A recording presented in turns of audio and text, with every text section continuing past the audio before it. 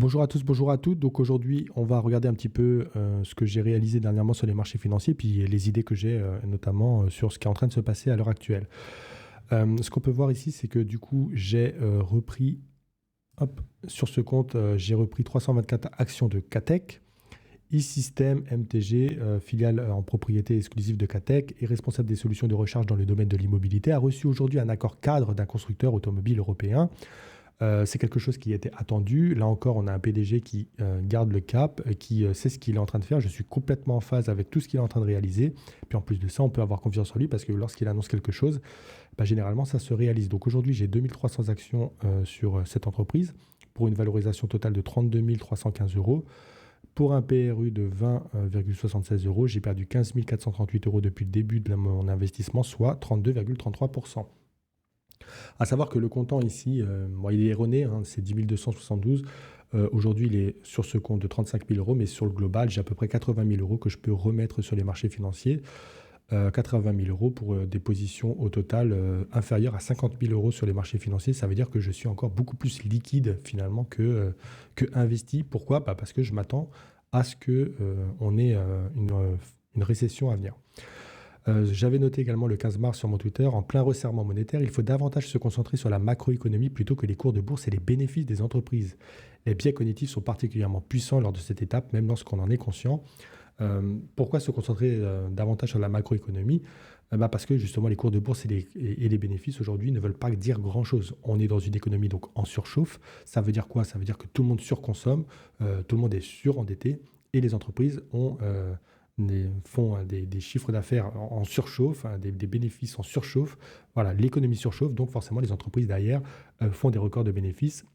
C'est tout à fait normal, même si on est dans une étape cruciale, hein, le resserrement monétaire. Ça veut dire qu'à ce moment-là, bon, généralement, on se pose la question, l'investisseur, normalement, doit se poser la question. Il y a des débats comme ça très animés parfois entre les investisseurs qui se disent est-ce qu'il va y avoir finalement un atterrissage en douceur ou plutôt une récession à venir? Généralement, les gens pensent toujours qu'il va y avoir davantage un, un atterrissage en douceur plutôt qu'une récession. Et l'histoire montre derrière que c'est très souvent une récession qui arrive, surtout lorsque le resserrement monétaire est aussi violent que ce que l'on est en train de connaître aujourd'hui. En lien avec ce tweet, j'ai mis il n'y a pas longtemps, l'inflation hors produits alimentaires et énergie s'est de nouveau accélérée en février. Donc on a la preuve que l'inflation sous-jacente est toujours en croissance. Le rebond de croissance en 2024 et 2025 est plus faible qu'anticipé par la Banque centrale européenne en décembre sous l'effet du resserrement de la politique monétaire. Ce que je veux dire aussi par là, c'est que la Banque centrale européenne donne des chiffres en fonction des chiffres qu'elle a aujourd'hui. Vous voyez, elle n'hésite pas à changer ses anticipations en fonction de jusqu'où elle va resserrer remonter, on va dire, les taux d'intérêt. Il ne faut pas prendre au premier degré tout ce qui est dit par la Banque centrale européenne en sachant que de toute manière, elle risque de continuer à augmenter les taux d'intérêt. Il faut aussi se dire que tant qu'on a une inflation sous-jacente qui augmente, la Banque centrale européenne devra augmenter les taux d'intérêt.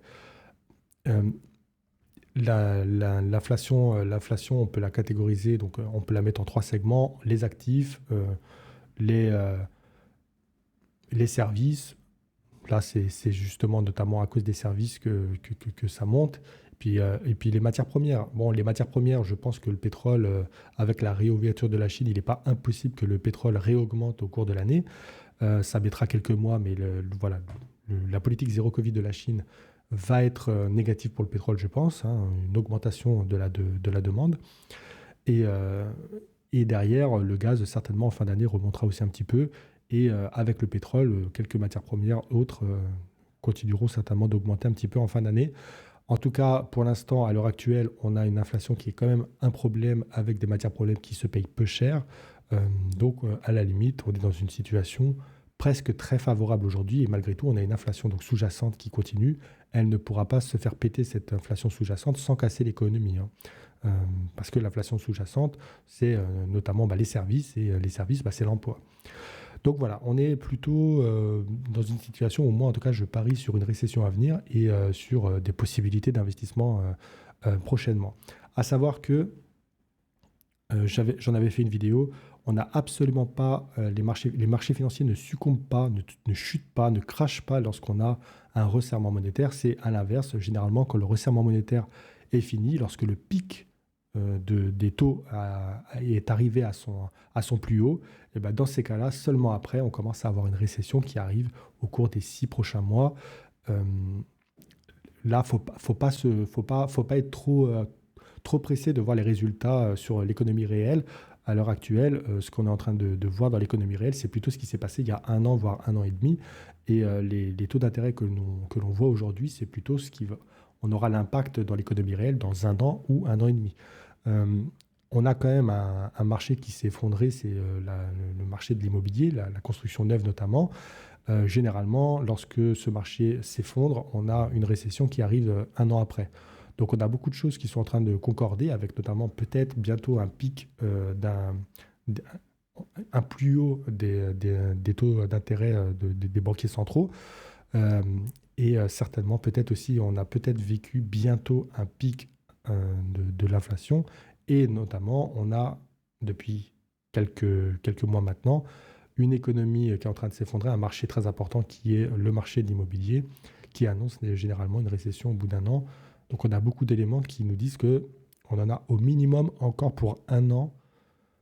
Et les entreprises, généralement, sont les dernières à voir arriver, justement, ou en tout cas à subir l'effet de la crise, parce que, justement, pour l'instant, on est toujours dans une économie en surchauffe, il y a toujours une surconsommation, comme je l'ai déjà dit. Donc, à la limite, les entreprises, elles vont plutôt bien. C'est plutôt dans un an que ça va aller mal. C'est-à-dire qu'aujourd'hui, les PER que nous avons sur les entreprises, sur les marchés financiers, lorsqu'on fait nos calculs, c'est dans une économie en surchauffe. Il faudrait plutôt prendre en compte ce qui va se passer demain. Et c'est pour ça qu'on s'intéresse non pas au cours de bourse, non pas aux bénéfices lorsqu'on a un resserrement monétaire, mais plutôt à la macroéconomie pour comprendre un petit peu ce qu'il est en train d'arriver. Toujours est-il que malgré tout, moi, j'ai décidé de faire un nouvel investissement et de revenir donc dans Alibaba. Alors pourquoi j'ai décidé de revenir dans Alibaba? Tout simplement parce que la politique zéro Covid s'est arrêtée, parce que Alibaba a fait un dernier trimestre relativement intéressant. Donc on va regarder ça tout de suite. Un dernier trimestre à 247 milliards. Juste avant, en septembre 2022, c'était 207 milliards, 205 milliards en juin 2022. Donc là, dernier trimestre très fort avec des bénéfices qui sont repartis à la hausse, 46 milliards. Ils avaient perdu 20 milliards le trimestre précédent, seulement 22 milliards de gagnés le trimestre encore d'avant, en juin 2022. Et la dernière fois qu'ils ont gagné autant d'argent, finalement, c'était en juin 2021. Alors ça ne garantit rien, vous le voyez, en juin 2021, en mars 2021, ils avaient perdu 5 milliards, ensuite ils avaient gagné 45 milliards, mais ça n'a pas empêché derrière de regagner que 5 milliards, puis même de perdre un an après 20 milliards un trimestre. Donc aucune garantie, mais derrière on a quand même la politique zéro Covid qui s'est arrêtée, on a une économie chinoise qui va repartir, et donc a priori euh, l'entreprise Alibaba va plutôt bien se passer. Moi ce que j'aime bien faire également, c'est, on va regarder annuellement. Donc on voit hein, la progression, elle est vraiment exceptionnelle, très forte.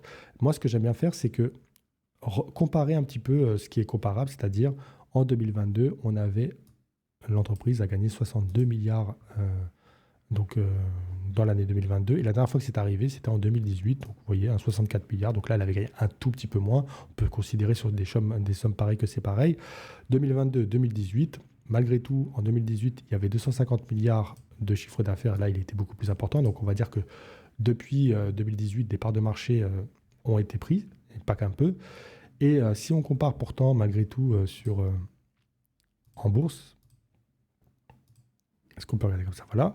Eh ben, on peut voir qu'en 2018, si on regarde un petit peu plus bas, hein, qui était fin 2018, c'était à 132. Et qu'aujourd'hui, on est quand même à moins 37% par rapport à une époque où finalement, on a un chiffre d'affaires qui est bien supérieur, des bénéfices qui, eux, sont à quasiment équivalents. Et donc, on a vraiment une sous-valorisation historique sur le titre. Ça s'explique bien évidemment parce qu'il y a des risques géopolitiques, parce que voilà, la Chine et les États-Unis se tirent un petit peu dans les pattes pour l'instant. Alors avec des cailloux, hein, ça ne tire pas à balles réelles, mais pour l'instant, ça s'embête, ça se chamaille. On a notamment la question de la Russie et la position de la Chine vis-à-vis de tout ça. Mais moi, à ce prix-là, je considère que le risque, il est quand même relativement faible. À ce prix-là, avec une économie chinoise qui est en train de se reprendre.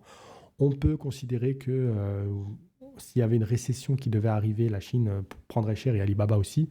Je pense malgré tout que l'économie chinoise n'est pas du tout dans le même cycle économique que nous en Occident. Ils ont une inflation qui est inférieure à 2%. Ils ont la Banque centrale qui est en mesure d'aider bien plus que nous. Le pays n'est pas du tout surendetté comme les nôtres, les consommateurs chinois non plus. Enfin, c'est pas du tout la même situation. Ils ne sont pas du tout dans le même cycle économique que nous. Donc, même s'ils devaient subir la récession qui devrait arriver, parce que si nous, on succombe, la Chine, de toute façon, sera touchée par ricochet, ça c'est normal. Mais derrière, ça fera pas, il n'y aura pas le même impact, si vous voulez, en Chine qu'en Europe. Ça, je n'y crois pas. Donc, c'est pour ça que je considère que c'est vraiment intéressant aujourd'hui de revenir sur cette valeur-là. Et c'est aussi pour ça que je vais donc prendre une position. Alors là, c'est pas encore décidé, je vais le faire cet après-midi. Euh, Peut-être à peu près 10 000 euros, aux alentours de 10 000 euros, je pense. Peut-être 15, je sais pas encore. Mais en tout cas, je vais reprendre une position sans forcément me renforcer si ça baisse beaucoup. Si ça baisse beaucoup, c'est que c'est un mauvais investissement à la limite, hein. Si, je sais pas moi, si la Chine attaque Taïwan demain, bah forcément, là, ça va être très négatif. Malgré tout, je crois pas que ce soit quelque chose qu'il faut prendre en compte aujourd'hui parce que au niveau de la politique, de la géopolitique, ça a beaucoup bougé, je crois. On a notamment la Chine qui est en train de prendre une position de médiateur dans beaucoup de conflits sur cette planète. Les États-Unis, par exemple, ne peuvent pas avoir ce rôle pour la guerre en Russie et en Ukraine parce que bah, ils donnent des armes, donc ils ne sont pas neutres. La Chine a cette position. Le président ukrainien a demandé à la Chine de s'en mêler. Voilà, la Chine a ce rôle politique aujourd'hui. Les Chinois sont très intelligents, sont très pragmatiques. C'est des joueurs d'échecs et ils bougent leur pion petit à petit. Moi, je crois que ils vont pas prendre le risque de s'attaquer à Taïwan et de se foutre en l'air leur économie euh, juste pour prendre Taïwan. Je crois que même s'ils le veulent vraiment et qu'ils le feront peut-être un jour, peut-être dans 5, 10, 15 ans, peu importe, je ne crois pas qu'ils vont s'opposer aujourd'hui aux États-Unis parce que déjà, les États-Unis sont quand même plus puissants qu'eux quand on regarde toutes les bases militaires qu'il y a dans le monde. Et voilà, la Chine aujourd'hui a un budget militaire qui commence à dépasser les États-Unis, donc elle va rattraper son retard. Mais aujourd'hui, c'est quand même très risqué de vouloir une confrontation directe avec les États-Unis. Il n'y a aucun intérêt aussi de se foutre en l'air son économie avec l'Europe qui forcément les boycotterait. Aucun intérêt. Et puis derrière, on n'a aussi aucun intérêt pour la Chine, alors que justement, elle est appelée à être le médiateur dans beaucoup de conflits. Euh, Justement, elle a un nouveau rôle qui est en train d'arriver, celui d'un très très gros, aussi gros que les États-Unis politiquement, et qui sont en train de... Voilà, les gens commencent à préférer faire confiance à la Chine plutôt qu'aux États-Unis. Et pour ça, il faut de la confiance. On peut pas non plus... Il faut que la monnaie chinoise puisse perdurer, hein. Voilà, il faut que ce soit sérieux, il faut que ce soit crédible. Et puis derrière, la politique chinoise doit être crédible aussi. Donc, je ne crois pas qu'ils puissent se mettre en l'air. Enfin, ils peuvent, hein, on ne connaît pas l'avenir, mais je ne crois pas qu'ils vont se mettre en l'air sur tous ces projets-là. Ça a beaucoup changé. Là, ils sont quand même appelés à être politiquement très forts, très puissants, des médiateurs. Il faut qu'ils inspirent le respect et la confiance. Et je ne crois pas que c'est en attaquant Taïwan demain ou en aidant la Russie demain, d'un seul coup comme ça, que ça marchera. Alors après, peut-être que je me trompe complètement, mais en tout cas, si on devait extrapoler tout ça, et si on devait le comparer au prix d'Alibaba aujourd'hui, Alibaba se paye relativement peu cher, notamment lorsqu'on regarde les finances, notamment lorsqu'on regarde les bénéfices. Donc, même si en 2022, les bénéfices ont été de 62 milliards seulement, comparé aux 150 milliards de 2021, il y a fort à parier qu'en 2023, ça va remonter. Alors, peut-être entre les deux, peut-être que ça remontera directement à ce qui s'est passé en 2021.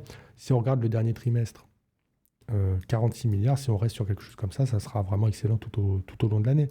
Donc moi, je me dis qu'au prix actuel, malgré le risque géopolitique qui existe, je ne crois pas que ce soit très risqué d'investir sur Alibaba au prix actuel d'Alibaba.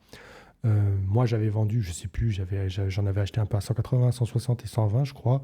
J'avais revendu dans une position assez neutre à un moment donné parce que justement la géopolitique me faisait peur.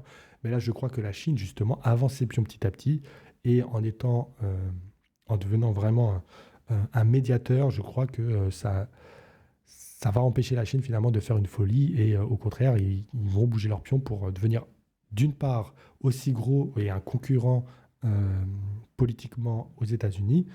Et puis après, ils ont leur budget militaire qui fait qu'aujourd'hui, ils prennent de l'avance.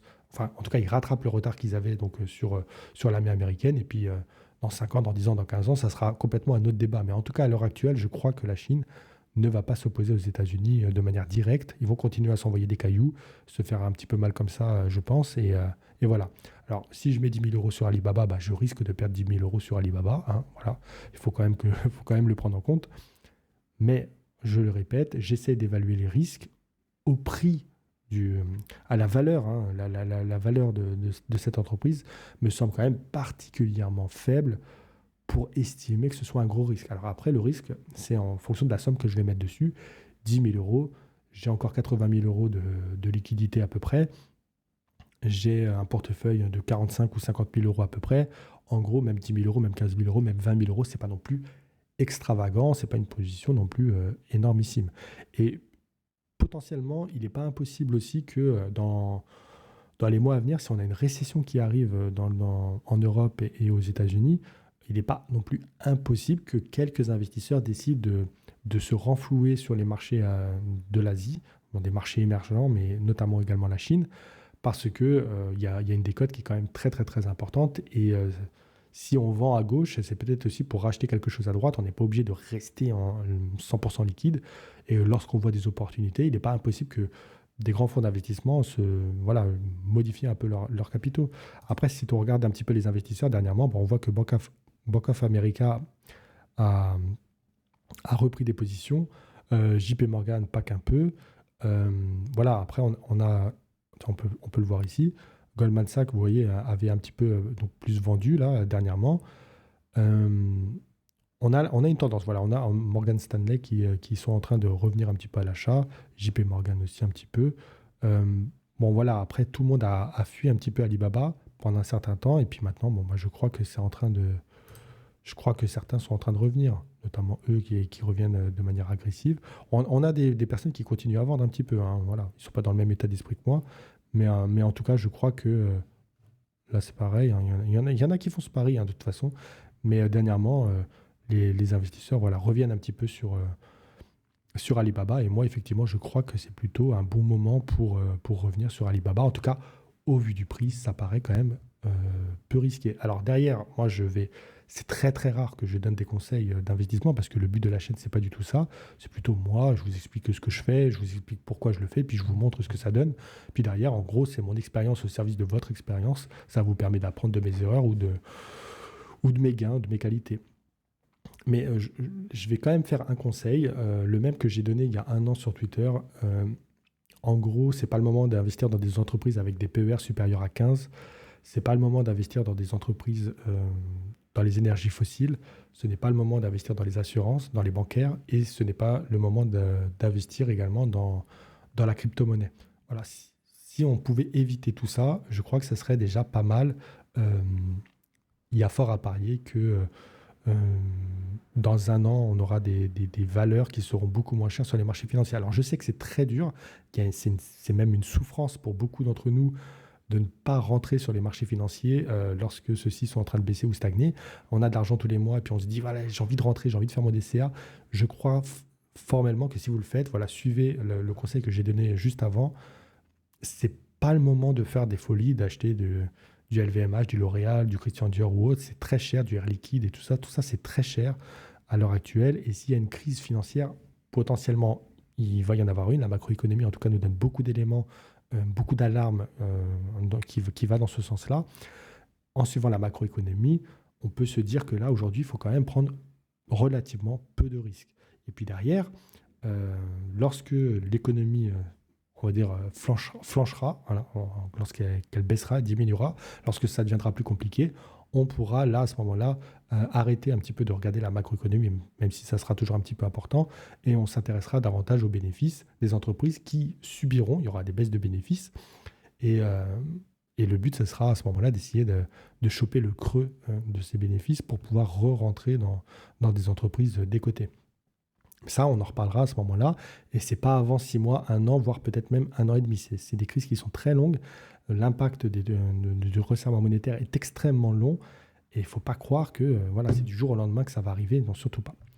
Donc en tout cas, j'espère que cette vidéo vous aura plu. Voilà, comme ça, transparence, hein, vous voyez ce que je fais. Et puis moi, je vous dis donc à bientôt pour de nouvelles vidéos.